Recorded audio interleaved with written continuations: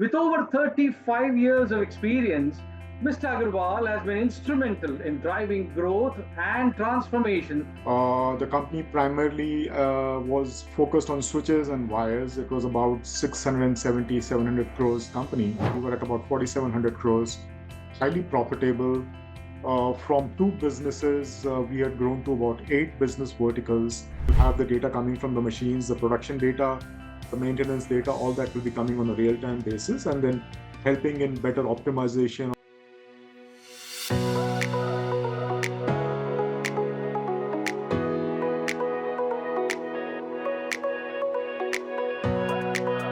Hello, everyone. Welcome to FaceTime with Leaders, a podcast series by Directors Institute, World Council of Directors.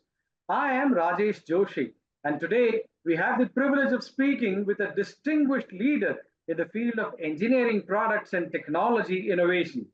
With over 35 years of experience, Mr. Aggarwal has been instrumental in driving growth and transformation across various multinational corporations. As the former Chief Executive Officer of RR Kabel and a pivotal figure at Panasonic Life Solutions, his expertise in business incubation, acquisitions, and organizational transformation sets him apart as a visionary in his field. It is my pleasure to introduce Mr. Dinesh Aggarwal. Mr. Aggarwal, welcome to the podcast. We're all thrilled to have you with us today. Thank you, Rajesh. Thank you very much for your kind words. I hope to share during our interaction bits from my journey, which hopefully can benefit the upcoming managers. There's lots to learn in terms of what to do and also not what to do. So, Of course. all of us make mistakes during our careers. So I've made many, but I think there has been a tremendous learning from each of those mistakes, I made. So I hope to share all of them. Thank you. Absolutely, absolutely, Mr. Agarwal. And as it is said, that it is better to know beforehand what not to do because what to do is so very apparent. I mean, you just got to keep your eyes and ears open. So, what not to do is what people need to learn. And I'm sure all our viewers are going to be extremely, extremely blessed and happy to hear all the insights that you would want to share, Mr. Agarwal. To start this conversation, it is fascinating, of course, to see how your career has evolved over the years, starting from your time as a management trainee at Forbes and Company and leading to your current role as the CEO at RR Kabel. If you could take us on a journey through your professional life, sharing some pivotal moments and experiences that shaped your path, what would that look like, sir? Yeah, I think I'll start right from my campus at IIM Calcutta. So I was one of the odd ones who chose not to go into banking or consumer marketing.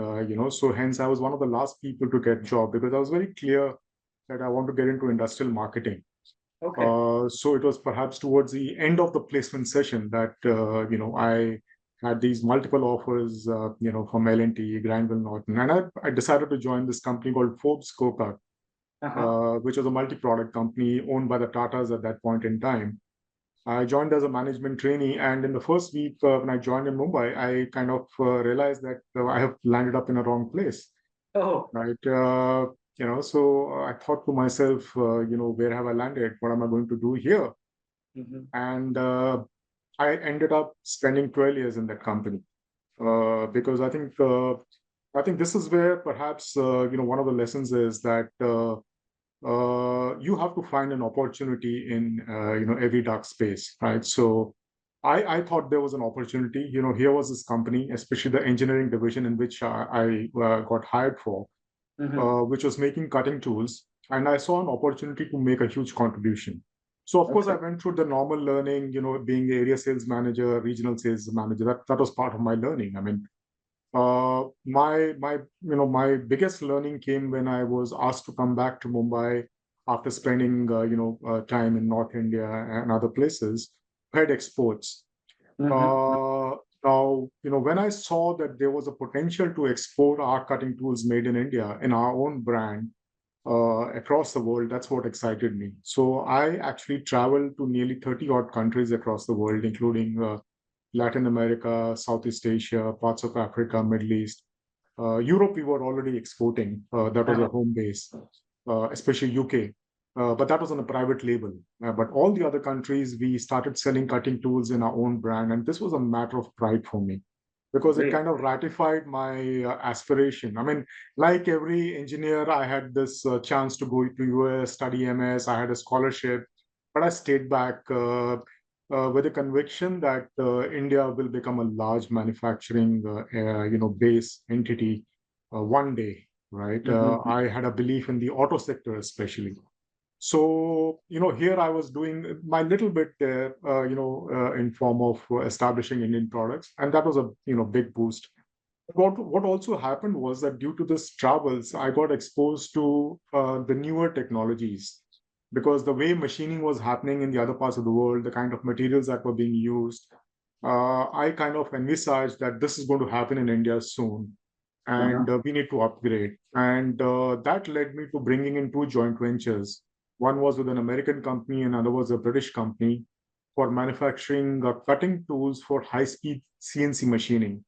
Okay. So we got into a joint venture where there was also a buyback arrangement. Of course, there was a technology transfer, and this was a proud moment for me. And I think both these divisions are doing well for the company even today.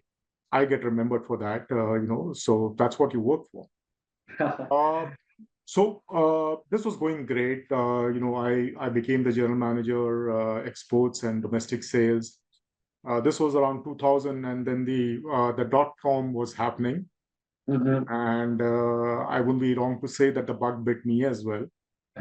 So though I was doing so well, I quit Forbes to join a startup company. Now, the Mhm. reason I joined the startup company called Antrikshi Applications was that it had a very unique model. What we call as cloud services today, Yes. we actually created a cloud services company way back in 2000, where we were offering enterprise applications on a pay-per-use basis. Okay. So we had, of course, we had Lotus Notes, we had a ERP, we had a CRM, we had a supply chain solution, all of which you could subscribe and pay per user basis, right? Right. So instead of investing into licenses and your own infrastructure. But I guess it was too early. People were afraid to give out their data, to a data center outside their own premises. So it took a huge amount of effort to create that conviction. But we started getting paying customers for especially for mailing solutions. We also had a CRM customer. We had the Indian Navy as a customer. Oh.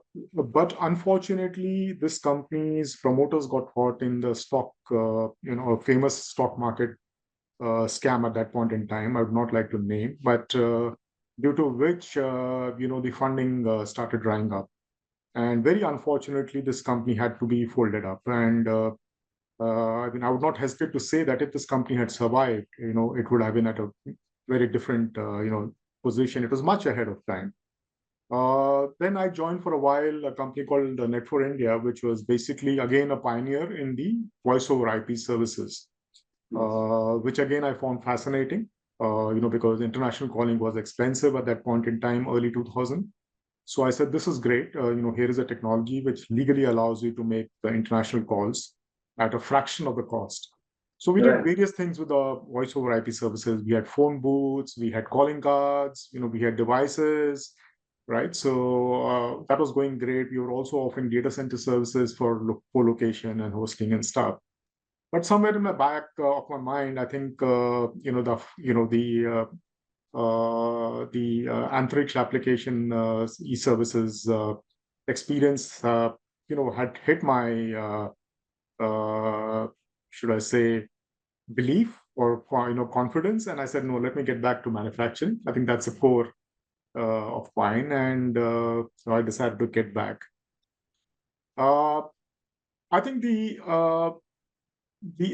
highlight of my career really is this next part Mhm. where I joined Anchor Electricals in two parts. Once when it was a family-owned company, Mhm. when I worked for 2 years, and then I left and joined Voltas to start a new business for food processing and cold chain plus Okay. refrigeration.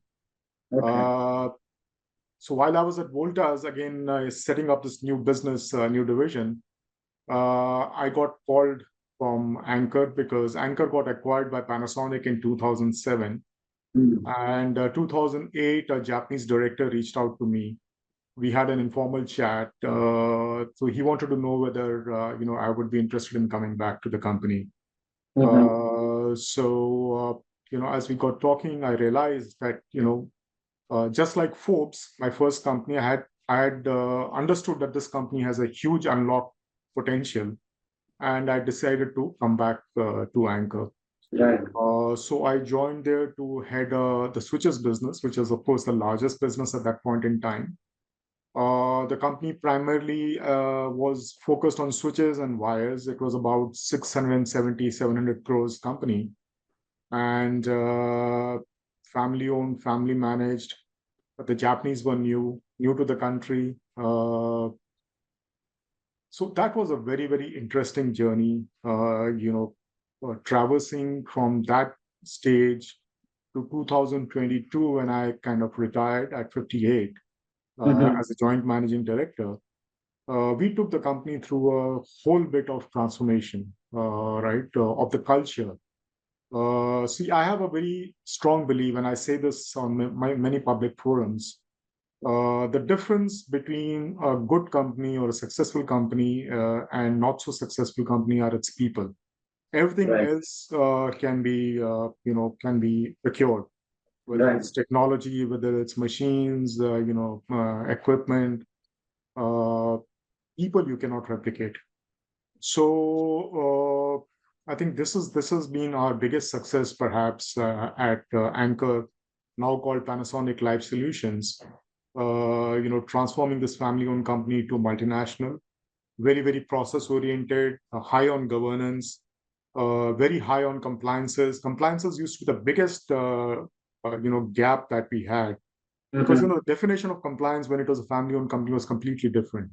Right. Right. So, but as a Japanese MNC, we could not, sustain that. So we were very proactive in ensuring compliances at all our factories, at all the branch locations, and in all the functions. And as we got along, we got stronger on the processes, on the controls. We did many things, set up internal audit teams, which acted like teachers. I mean, they were not like policemen; they acted like teachers to make each employee understand what is the relevance of each process and each control, each policy.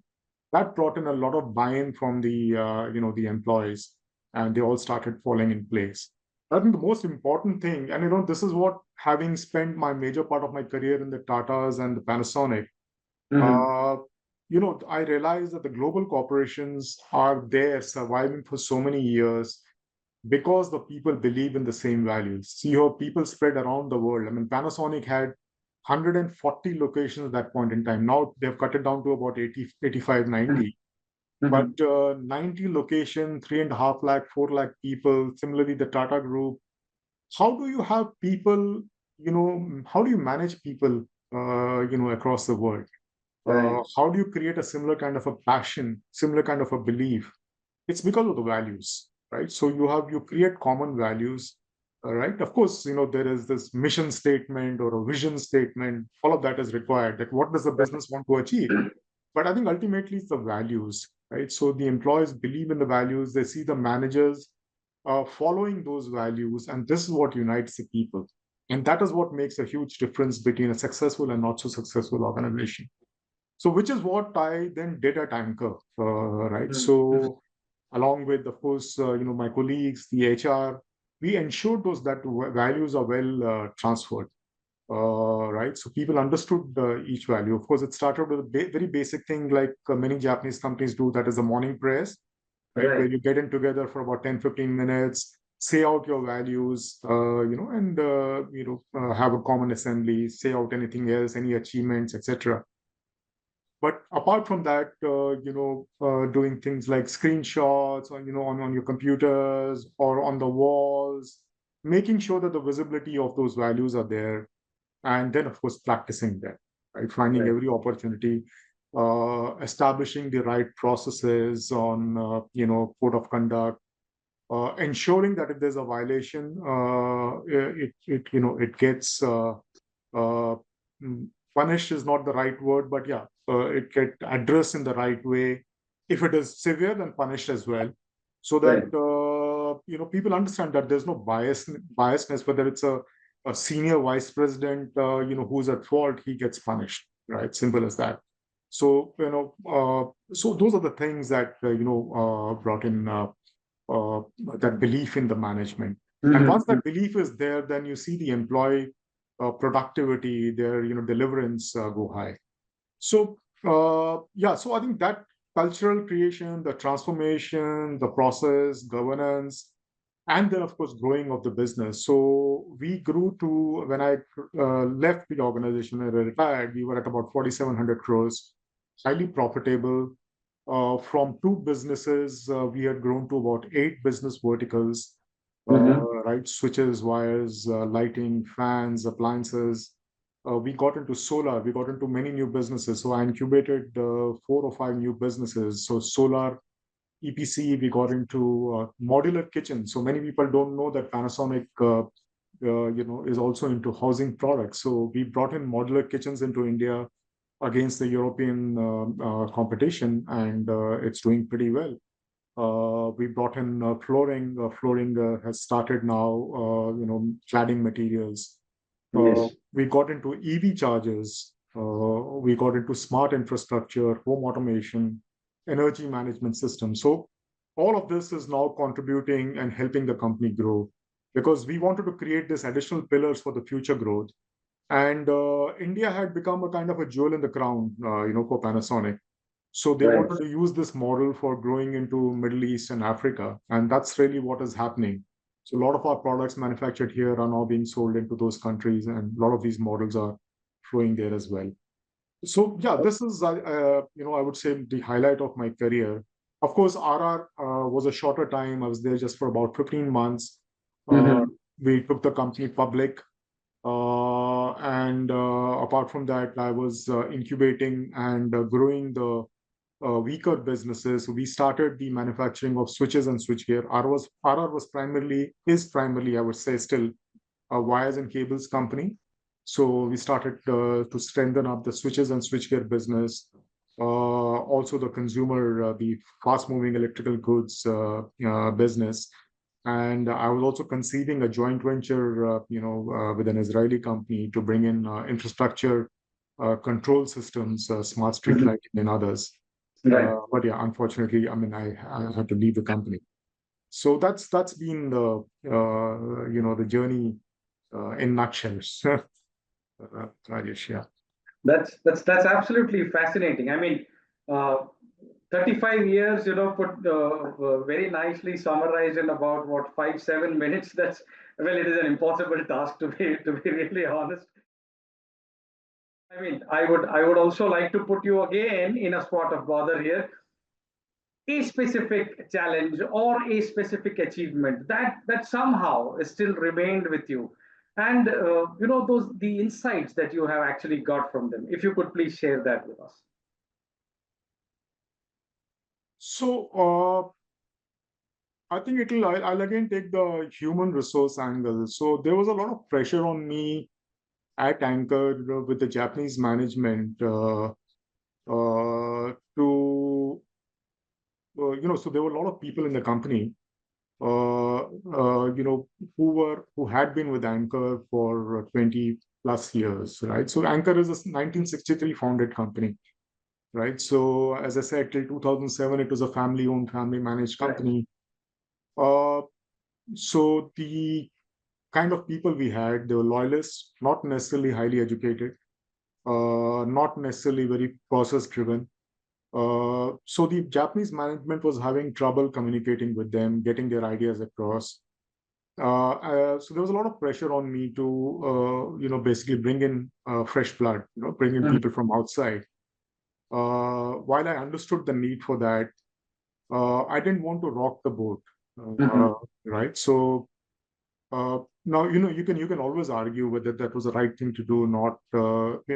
Very frankly, had it been, let's say, an American company or perhaps even a European company, I would have had no choice. I would have been Right. given, okay, let's say, look, 2 years, and this is what you deliver. Whether you fire 100 people, we don't care, but this is what you deliver. With the Japanese, I think I had more leeway. I also managed to get their confidence very early on, Mm-hmm. which gave me that, the flexibility, if I may say, of convincing them that we will balance, right? We will, we will activate our assessment process. We'll give a fair chance to the people, and at the same time, we will give inputs, right, through internal trainers and external trainers. And over a period of time, let's say 3 to 4 years, we will be able to assess the people who can go along and people who cannot go along, right? So Mm-hmm. there are people who went along, who understood the values, who understood the need for following a process, that they could not just go haphazard, and do the things their way. Can't do a shortcut. If a factory inspectors come, pay him 5,000 rupees and tell him कि तुम चले जाओ, काम हो गया. So how do you make people understand that compliance means compliance, right? You Right. can't take shortcuts to these things. So I think I would say I'm most satisfied, with that, because at the end of it, we had set of people who were truly committed to changing themselves, who wanted to grow, who were willing to change their mindset, and those people have done well. Today, they are holding very senior positions in the company at a general manager or vice president level, Mm-hmm. and they're the foundation of the company, because while we did hire people from outside, from the other multinational companies, many have stayed, many have gone, but these pillars have remained with us, Mm-hmm. and they still remain with the company. So I think that is one of the most satisfying achievement, I would say, of mine. Absolutely, absolutely, Mr. Agarwal. I mean, just to quickly recap whatever you have discussed so far. The first point, I believe, for all our young viewers is that regardless of where your first job has taken you, it is always upon you to find a particular way or an opportunity, and then make that opportunity into a success. I mean, your first job, your first experience is obviously an exemplary thought at that how do you actually look at a particular problem or a completely novice opportunity idea, follow it up and make it into a success. The second best part, I would say, is that you have a challenge at hand, and at the same time, without losing your own cultural values and without keeping them very much in sight, and at the same time keeping the larger interest in sight, you ensure that there is a win-win situation for all the parties concerned. Similarly, I mean, although your stint at RR Kabel, as you mentioned, was a bit short as compared to the other stints, which what I mean is, it has been marked by significant transformation, particularly through the digital roadmap you have developed to enhance decision-making processes. Could you share the inspiration behind this vision, and how do you foresee digital innovation influencing the future of engineering products? So, Rajesh, before I answer this, I just, just on the first question, Yes, please. since you said as an advice to the youngsters, Yes, please. uh, it's very good to challenge yourself, right? I challenged myself at the peak of my career by joining a startup in 2000. But you have to be mentally very resolute, right? Yeah. Because when you're joining a company, a startup, or whichever company you're joining, suppose you're joining away from your comfort area, first of all, join it with a conviction, right? Because things may not actually turn out to be the way you had anticipated, and Right. that should not break you down, right? I've gone through tough times. I mean, I've mentally gone through tough times, right? Because at one time you're at a very senior position in the Tata Group, and suddenly you're in a startup, where funding is an issue, right? So you keep wondering, what have I done, right? So you should have that, resolve to say that, no, I believe in this idea. I'm going to stick here and go with it. So that is my advice, that when you don't take a jump for the heck of it, uh, not even for money. Sometimes we do that. The money is very Right. attractive. Right. You should have a conviction in what the next company is offering you, and then of course you should decide once you're in the company. You decide whether your decision was right, not right. If it is not right, then take a corrective action. Otherwise stick with it. Yeah, that's so. Right. So coming to the second question now, Rajesh, what you said, yes. Uh, Apart from what I said, that yeah, the IPO and the starting of the switch manufacturing in house, which will give substantial revenue and profits to RR in the years to come. Mhm, mhm. I do consider this, the digital roadmap as an important achievement, and this this was, I would say, more perforce, because when I got into the company, Uh-huh. and naturally, you want to understand, the company, and Right. I normally start with numbers, Mhm. right? So I started asking for various numbers, and it was a nightmare, right? Because I didn't get processed data. I had to ask so Oh, many people, various people, to get data. So I would get various Excel sheets. Many times I would have to stitch those Excel sheets myself. oh. Okay. Many times do a lot of manual deduction myself. And this company has two ERPs, both two global leading ERPs in place, one for each Uh-huh. business. Over the years, over the last 7 years, it has spent multi crores of rupees, right?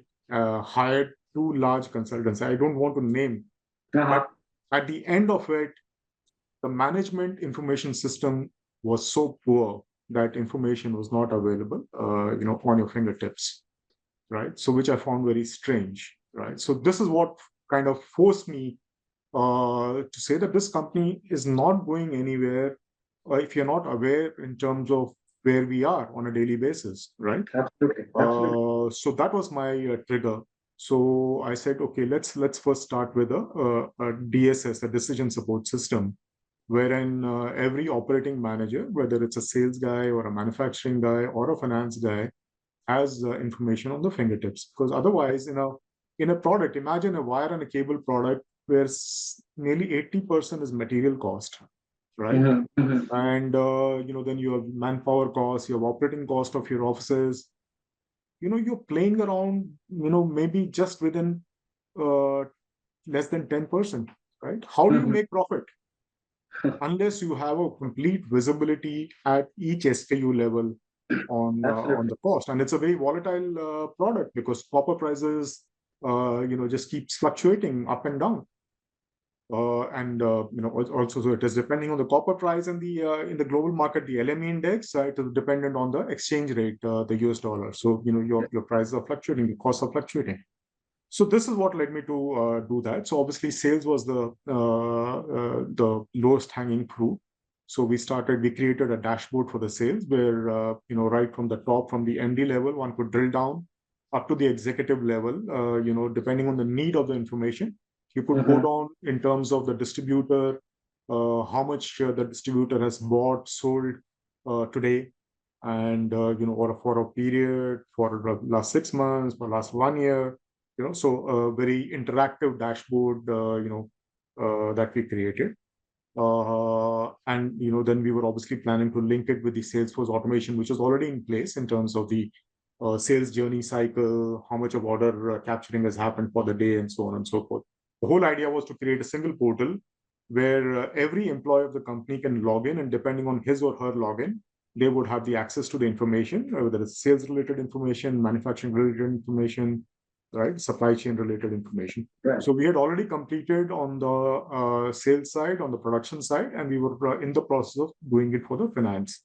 So including Okay. the costing at the SKU level. So today, when I'm making a quotation, right, I'm completely dependent manually on a team who I have to call up or send an email or a WhatsApp, get the quotation. My quotation turnaround time was so high.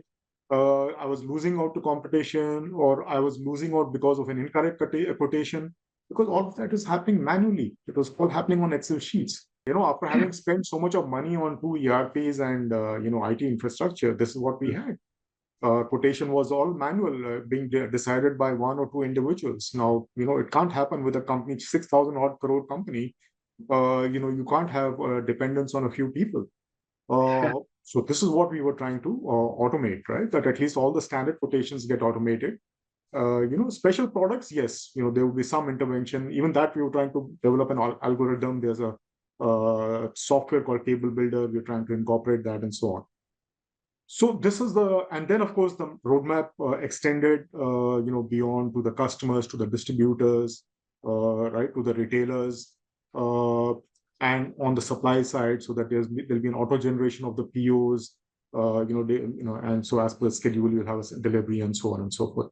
So this was one. Then we were doing the automation of the warehouses so that the traceability improves. So on the cables, if you see that there are a lot of drums, Yes. the cables, Yes. large cables go on drums. Yes. There was no traceability of those drums in the factory. So the drums are lying all around the factory. And, it was a big task to find out where the drums are lying located. So, simple things like those, warehouse management systems, the drum traceability.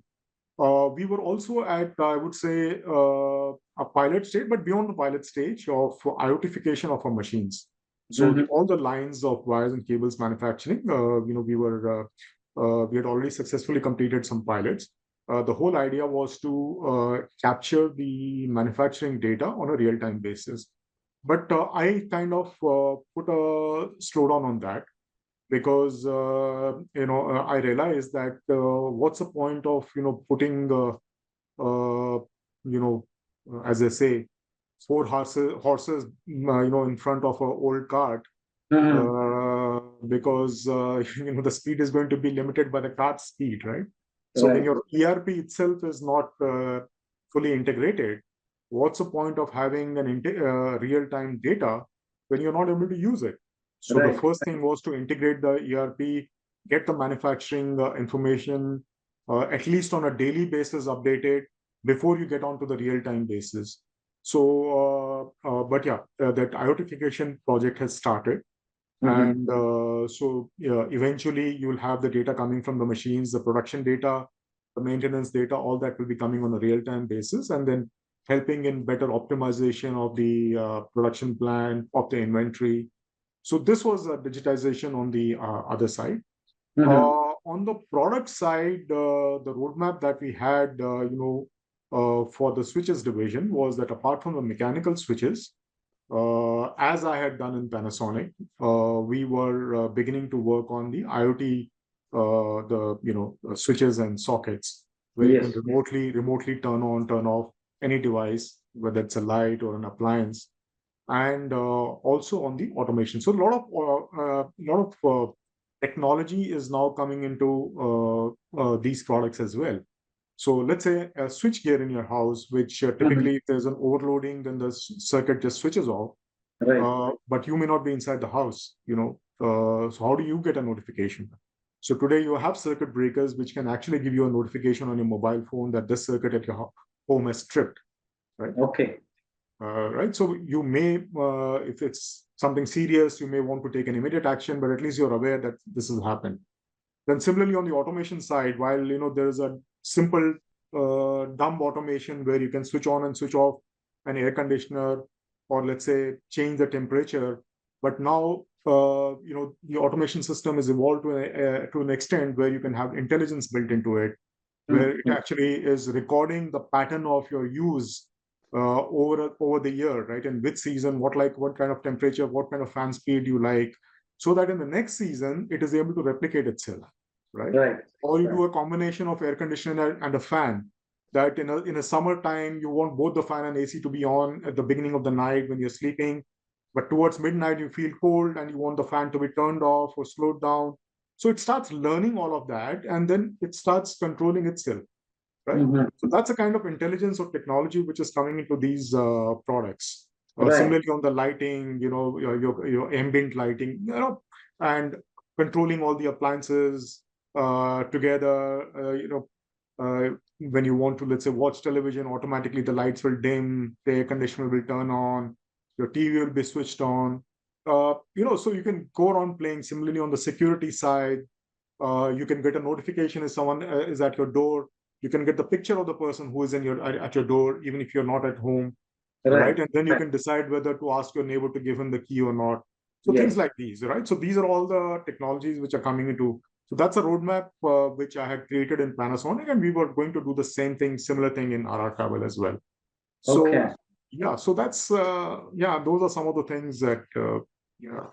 we would I mean, like. one thing is that it is amazing to know that there is definitely the digital influence, which is now it is not just maybe electronic products or industrial products. I believe it is now affecting I'm sure it has started affecting the consumer behavior cycle also, and the retail stores and visibility and branding also. But to understand, where exactly is this technology leading my particular industry and my product is, and investing in the right technology which is suited to my product and my industry. I believe those are the decisions that you've been taking, and it is amazing actually to see. I was actually going to mention that RR Kabel as a company, we've all been seeing.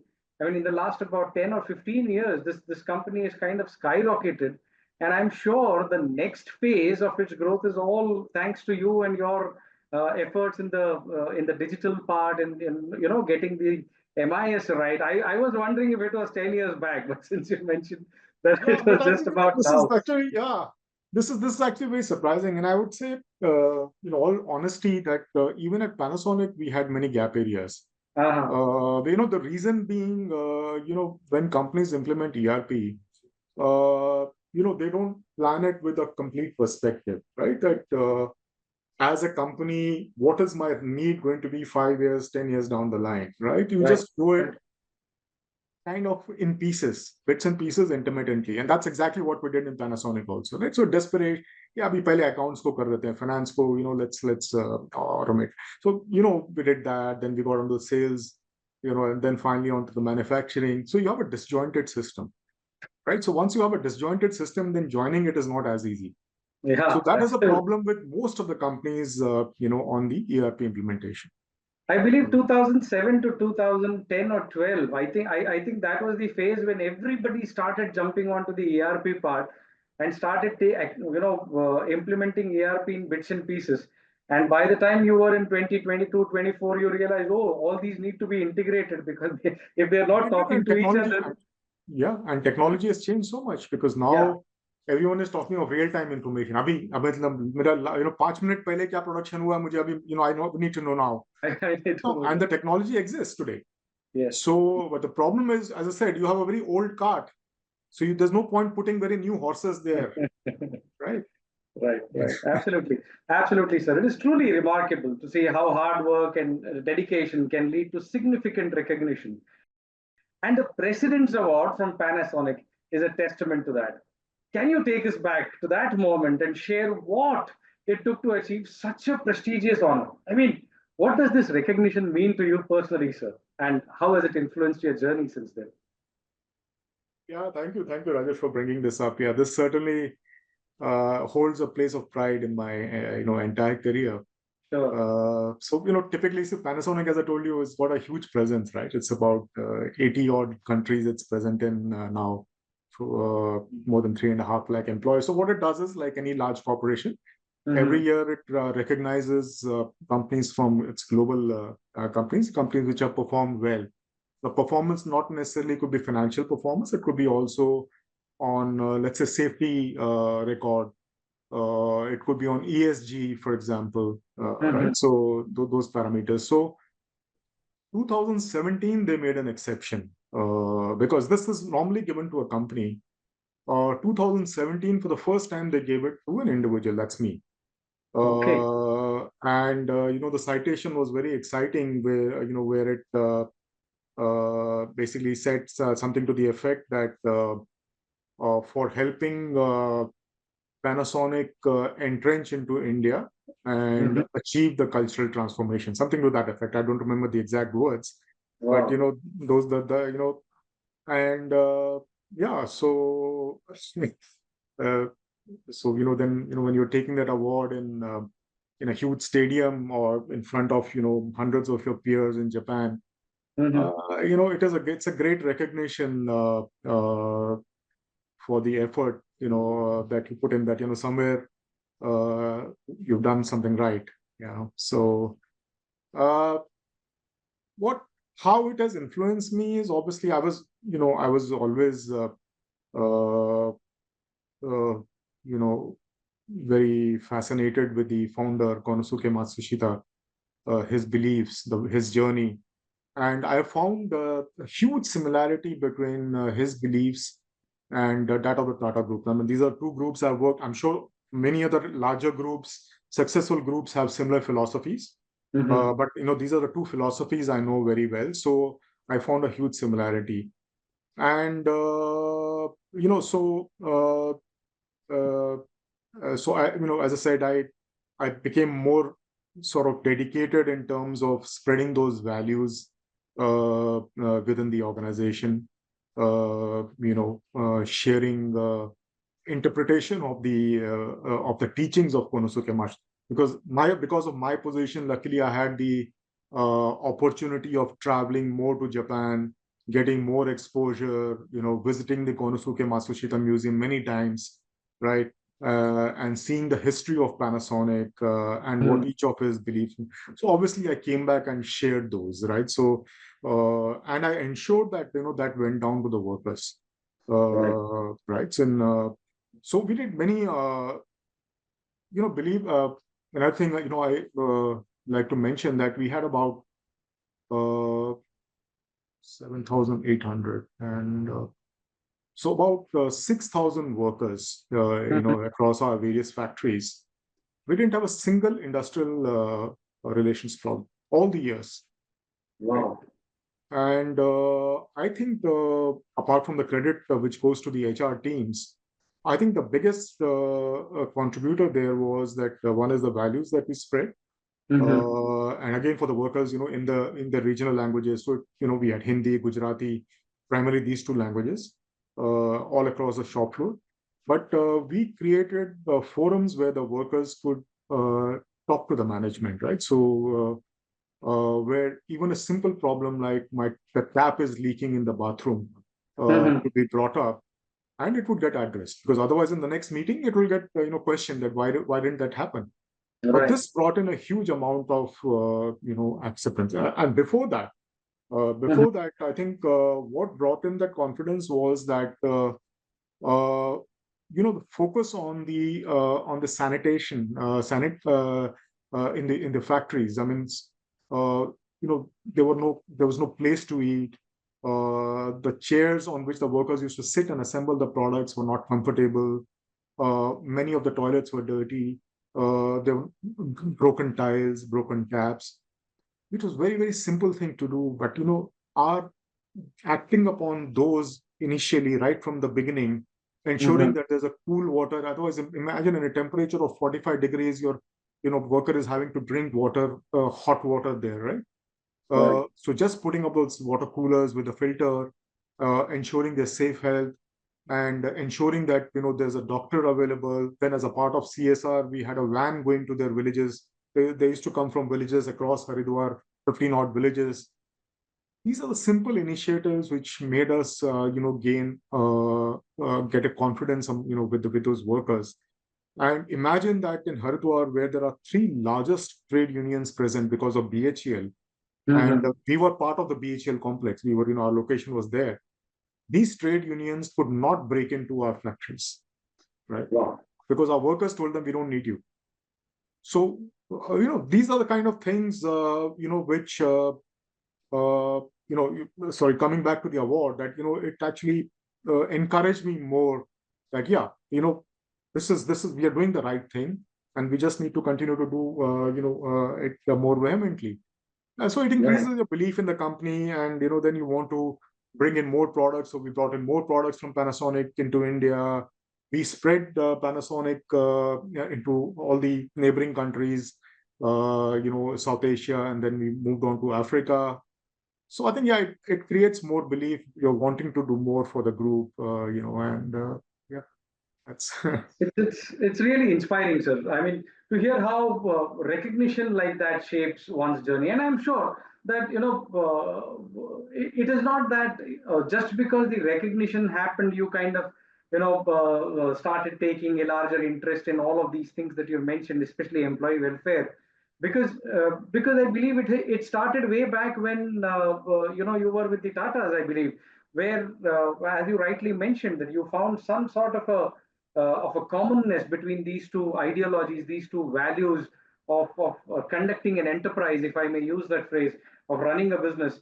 And you yourself believed in them. The recognition, I believe, was only a further icing on the cake of cementing the belief further and No, you're right. taking. Yeah. Yeah, you're right. I think the values get built in much earlier, and I think I was lucky to have started with Tata as my first employer, Right. though I regretted it initially. But yeah, because very, very strong values. When it comes to human relationships, I think that's an amazing group. Where you get a chance to interact with the senior most of the management, and they're absolutely grounded, right? They have Yes. no airs about themselves, and which I think even today it stands. Mhm. So uh, I think that's very important. Lesson for any manager that you may be in a high position, right? You may be your thinking is much more superior than the person you're interacting with, but always come to the level, and think from that person's perspective and be empathetic to how he or she sees it, right? Absolutely. Only then you can create a belief. Yeah. Absolutely, absolutely. So throughout these 35 years, I believe your interaction with people at large, especially the internal customer, if I may use that word, I mean that itself has definitely helped you understand the importance of transparency, accountability, ownership, and these values, which I believe then eventually all of these are building blocks of the entire enterprise's values. And then what you mentioned some time back, that you didn't have any kind of a union issues, wherein your own team members, if I may call them employees, they themselves shut the unions out, saying that we don't need you. And that itself is a testimony to the fact that there has been a wonderful interaction between the employees and the management, and not just interaction but a meaningful interaction at that, where problems are resolved, problems are heard to. And that's absolutely superb. That brings me to the next question. How do you prioritize transparency and accountability in your organization's governance practices? I mean, what steps do you take to ensure stakeholders feel confident in your leadership? For me, I think these are two most important words. I don't know, maybe at some points in my career, it may have cost me, but Hmm. that's something I have never compromised upon, and I never will. Right? Because I believe that when we work with an organization, right, we are working for many stakeholders. We're responsible to them, right, which includes your investors. It also includes the employees who, many of them who have no say in the decision making, right? Right. They're following your orders and directions. So you have an accountability to them, right? So it's your responsibility to be transparent, and ensure that the trust that they have, put on you, that is completely met with. So what I've done, again taking the example at Anchor and then subsequently at RR, Right. is to ensure one is for example, make all information transparent to people as per their need, right? Of course, as per their need and the level. So let's Yes. say if it was Anchor and there were multiple businesses in that, each business head had a complete visibility to all the numbers related to his or her business, right? Right from the revenue data to the cost data. It was Right. not hidden from them. And which also meant that at the end of the month, they had to present, right? So we had a monthly review meeting. So each business had to present what was a budgeted number, what was the achieved number, and why is there a gap? Whether it's higher or lower, why is there a gap? Justify that, right? Now, it is very natural that when you have such a visibility of numbers, it flows down, because those numbers ultimately come from people below, whether it's production related data, productivity related data, right, attrition related data. It has to come from people below. So Right. people become more and more conscious and accountable. At the same time, they become more involved because now they know that what are they being judged for. Why is there going to be a clapping at the end of the month, or maybe a berating at the end of the month? They're fully aware of that, right? So and then of course you create systems to ensure that that information is easily available. So we did so these reviews. We created as many cost centers so that there is very little a tussle between two functions or two businesses as to this is not my cost, this is your cost, or half of this is my cost. So we created very transparent systems of dividing the costs, right, taking the approval of all the stakeholders, and then what we did was we also created a system of 3 months rolling plan where 1 month, the first month is a firm, that means I have to achieve that number, and 2 months were a rolling plan, so that if I lose out in 1 month, I have to make it up in the second and third month. So they knew exactly what was the expectation of the management, over a 3-year quarter, a 3 months period, right? And that again gives them the flexibility and also the visibility in terms of what they need to do. So this was one. Second is let's say a sales head, for example. Uh, he or she were not responsible just for the revenue number. They were also responsible for the costs, right? So each of the branch was like a cost center. So what it meant was that while on one hand they had the flexibility of giving whatever discount they want, whatever schemes they want to run, etc., as long as they achieve their total cost objective, right? They have that flexibility. So again, it made them more accountable, right? So in 1 month, if they have given more promotional schemes, they would try to cut down on something else. Right. So this again brought in. Then the support functions, which is the most difficult function to kind of measure. We again try to quantify as much as possible the targets that they have. So, giving a simple example, let's say in a legal team, making 20 contracts a month, for example, is a target. If someone is made higher, then he has overachieved. So things like these, to try to quantify as much as possible so that the measurement is as objective. Appraisal was made more transparent. Initially, it was not a typical top-down way of doing it, but we force upon the managers and make them go through various coaching so that the appraisal was two-way and fair, so that each employee knew why he or she is being rated, what are the deficiency areas. Similarly, the competencies required for each job is very, very detailed, described in detail, so that if I am not becoming a general manager, I know why I'm not becoming a general manager, because I lack some competencies. So we try to remove those subjectivity from each of the hiring or each of the promotions, and all functions were to present. It was not presentation in the month. It was not presentation only by the sales or the production, HR, legal. Everyone had to present. HR, let's say in terms of attrition cases, or if there are some code of conduct cases, they would present that. Similarly, if there are any POSH cases, they would present that and the status of it. So that's how you kept the transparency on, so that it was not limited to a few set of management. Okay. So slightly moving away from what we've been discussing so far. As you look towards the future of your career, sir, how do you envision leveraging your extensive experience in business incubation and technology innovation to drive strategic decisions in a boardroom setting?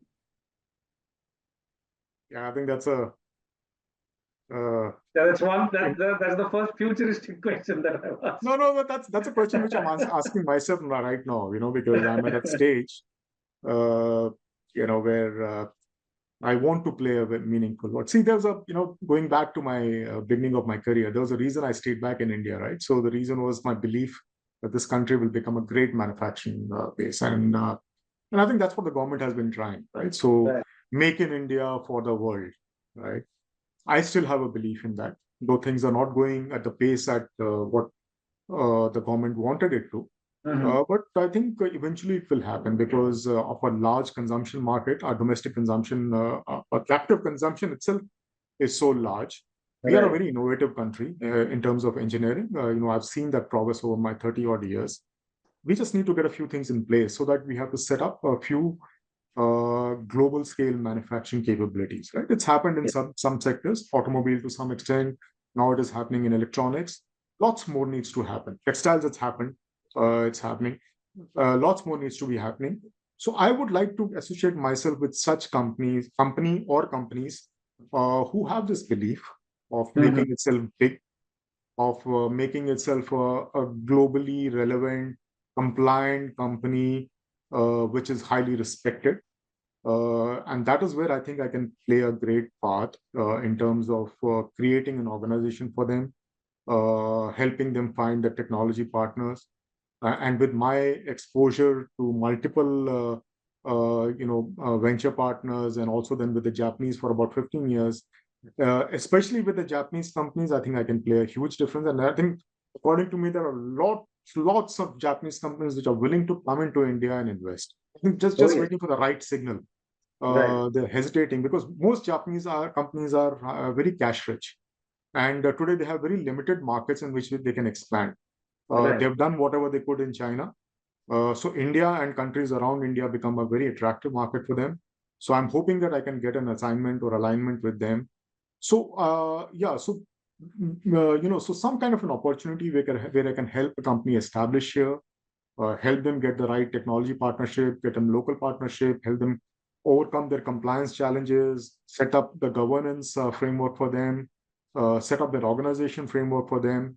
I think that's how I can look at I can do a full time as an executive director, or I can do as an independent director.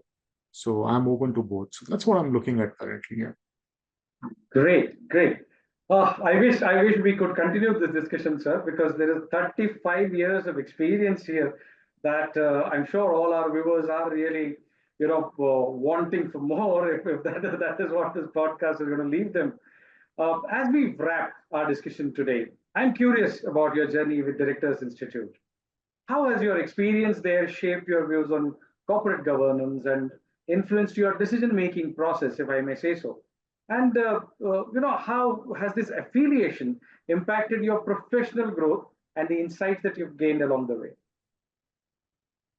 Yeah, so I have, obviously because after RR, of course, for a couple of months I was not here, but after I came back and I started this course, I think it's been, very, very engaging. Of course, I've had board experience. I was on the board for 12 years with Panasonic, Right. and then with RR, I was a KMP. So, I was part of all the board meetings. But when I started getting into the course, I realized how much little I knew, right? Because as board members, you're normally not so much involved in the, let's say the law related issues, the interpretation of the company law. You're only looking at the deductions because someone else is working on it. Your legal head or the company Right. secretary, someone else is working on it.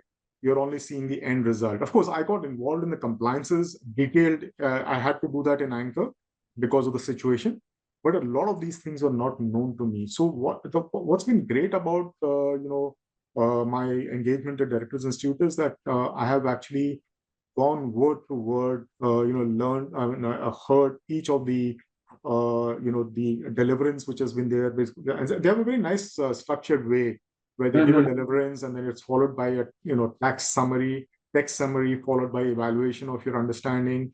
So it kind of reinforces the key points and I have the habit of making notes. So it is now reinforced. So today I feel so much more confident that I will not be waylaid. You know, no one can bullshit me. So I'm actually now looking forward to. I haven't still completed my ESG and my digital piece. I'm looking forward to that. But again, while I've worked on the digital journey, but I know I have so much more to learn. Similarly, on the ESG, while I've done so many things practically, but I think I'll learn more. And most interestingly, I'm looking forward to the International Directors Program module, hoping that that will again add to my experience and help me get some interesting assignment, where I can make a meaningful contribution. So yeah, overall, I think uh, I've been very, very happy with the way this whole course has shaped up, and with my learning, over the months. Yeah. Sincerely appreciate the valuable insights you've shared with us today. Your strategic vision and commitment to driving growth and transformation in the industry truly highlight your leadership capabilities, sir. I'm confident that your journey will inspire many professionals striving to make a difference in their fields. Thank you once again for your time and for being a part of FaceTime with Leaders. We really appreciate you being here, Mr. Aggarwal. Thank you, Rajesh. Thank you again for very, very kind words that you've used. So I really hope that I am able to make some difference, and happy to help in any way. Thank you so much. We look forward to sharing more inspiring stories and insights from exceptional leaders in our upcoming sessions. Until then, continue to innovate and find joy in your endeavors. This is Rajesh Joshi signing off. Thank you.